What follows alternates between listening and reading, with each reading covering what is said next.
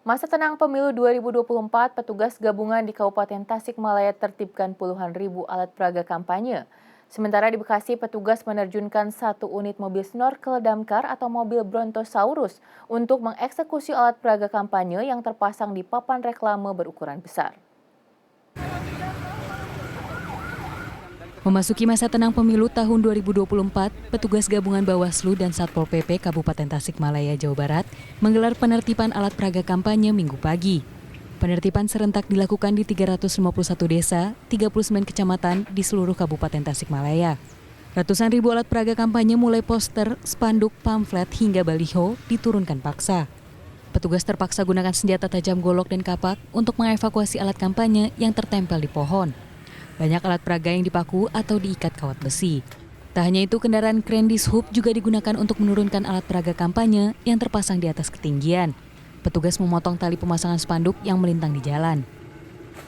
Kita karena ini tanggal 11 Februari ya, sesuai dengan undang-undang tanggal 11 ini adalah masa tenang, seluruh alat-alat peraga, alat-alat sosialisasi yang berhubungan dengan peserta pemilu itu kita tertibkan, tidak terkecuali baik di rumah pribadi ataupun juga di tempat-tempat umum. Kalau di rumah pribadi mungkin juga ada komunikasi yang baik ya, menyampaikan supaya diturunkan sendiri. Kalau yang di tempat umum jelas itu kita akan tertibkan semua, akan kita bersihkan.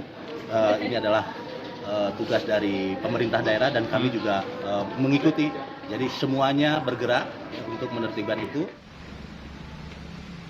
Sementara itu di Bekasi, petugas gabungan Satpol PP, Bawaslu dan Dinas Pemadam Kebakaran Kabupaten Bekasi menggelar penertiban alat peraga kampanye di sepanjang ruas jalur Pantura mulai dari perbatasan Kabupaten Bekasi hingga perbatasan Karawang Minggu siang. Di ruas Jalan Teguh Umar, petugas menerjunkan 1 unit mobil snorkel damkar atau mobil Brontosaurus milik Dinas Pemadam Kebakaran. Hal ini dilakukan untuk menertibkan alat peraga kampanye yang terpasang di sejumlah papan reklame berukuran besar. Kali ini kita melaksanakan kegiatan dalam rangka membantu Bawaslu penurunan APK. Ini